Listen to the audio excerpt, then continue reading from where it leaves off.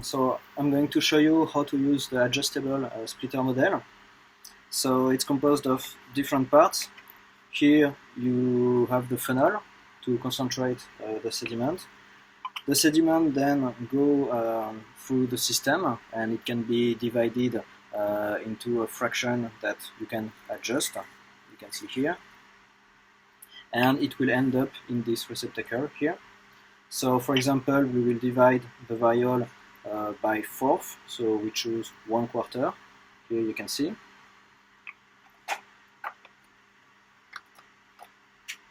So I just need to drop the sediment into the funnel like this. I gently tap it like this, and here you can see that you have 1/4 to the receptacle, and then the 3 other quarter that are kept into the system. Thank you.